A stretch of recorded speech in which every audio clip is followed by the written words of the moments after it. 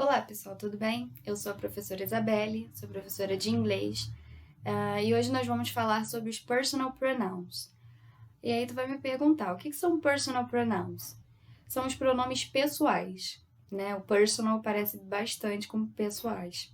E eles podem ser divididos em duas categorias, em pronomes sujeitos e pronomes objetos. Os pronomes sujeitos realmente vão exercer função de sujeito, tá? E os pronomes objetos, a gente vai ver mais pra frente que também vão exercer a função de objeto na frase.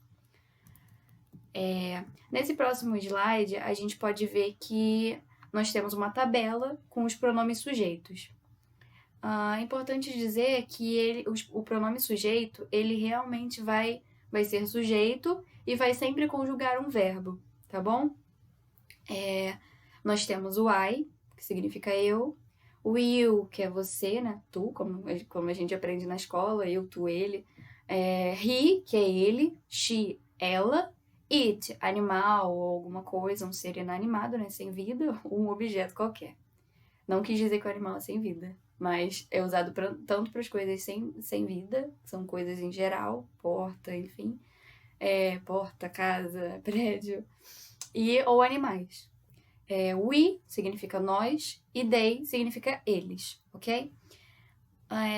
Uma coisa, acontece muito de uma pessoa perguntar assim pra você: você já esteve. Quem aqui já esteve nos Estados Unidos? E aí tu levanta a mão e fala, ai.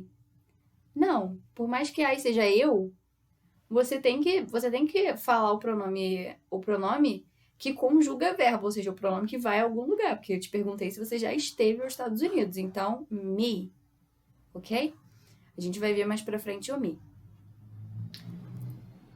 Aí aqui eu tenho alguns exemplos do pronome sujeito sendo usado, tá? Em frases. Na primeira frase nós temos she is my friend, ou seja, ela, she, é minha amiga, tá? I like, ou seja, eu gosto de estudar matemática. I, né, significa eu. We love cupcakes. Então, nós amamos cupcakes. Então, we significa nós. You are a good student. Então, você é um bom estudante, um bom aluno. Então, you significa você. They speak English. Então, eles falam inglês. Isso diz que they, né, significa eles. Agora, a gente vai ver os pronomes objetos. Os pronomes objetos, assim como no português, a gente trata como objeto indireto e direto. Só que vamos aprender de uma forma mais fácil.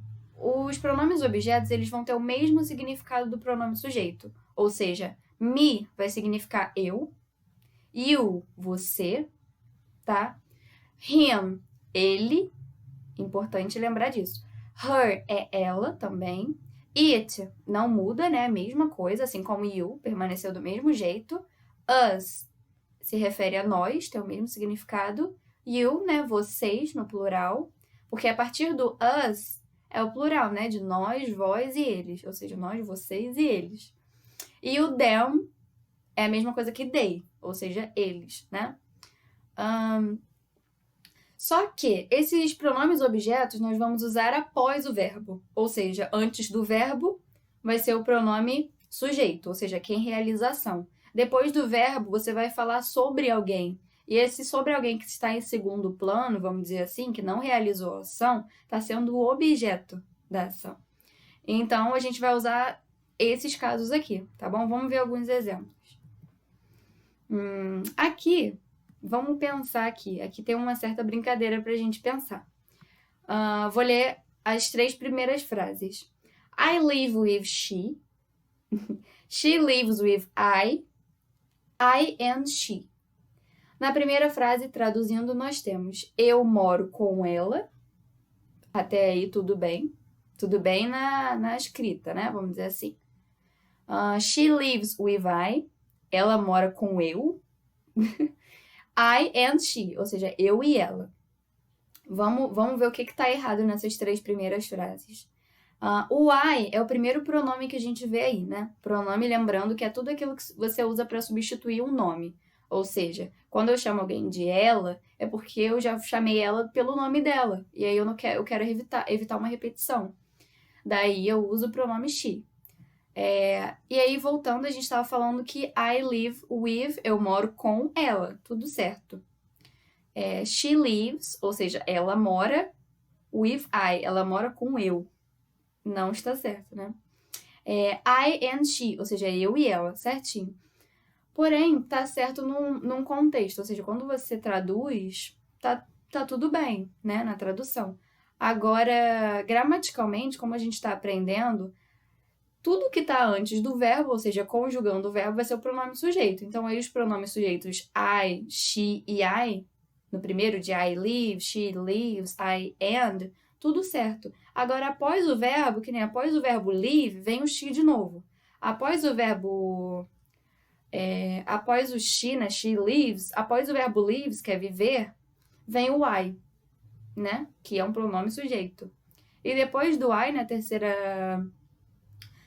na terceira frase, por mais que não tenha verbo, quando você usa duas pessoas, por exemplo, eu e você, eu vou dizer me and you, porque eu me coloco como objeto, vamos dizer assim, porque eu não estou conjugando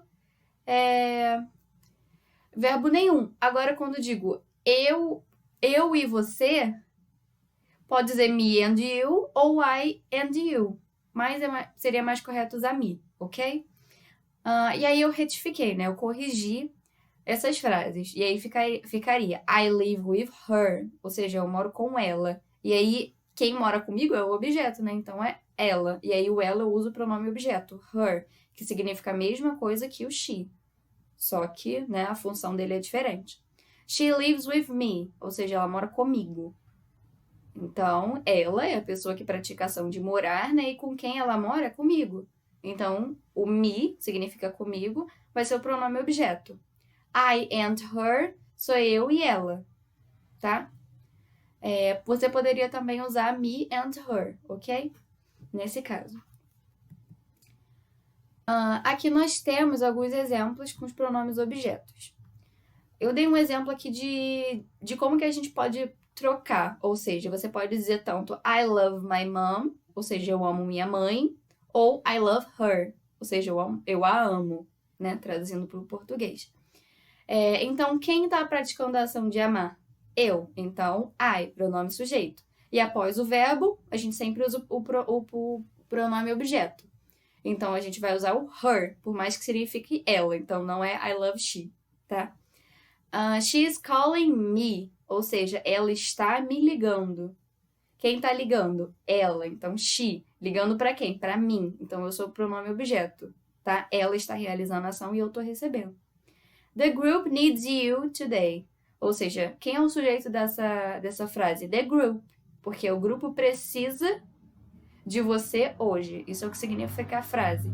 Então, o sujeito vai ser o grupo. O grupo pratica o quê? Ele precisa de alguém, né? Então, o grupo vai ser o sujeito. Após o sujeito, vem o pronome objeto, you. Que o you, tanto para o pronome sujeito quanto para o pronome objeto, ele não vai mudar a sua escrita nem o significado. Our parents care about us. Ou seja, our parents é o sujeito. Nossos pais. É meio que você poderia trocar os nossos pais por they, porque eles, tá?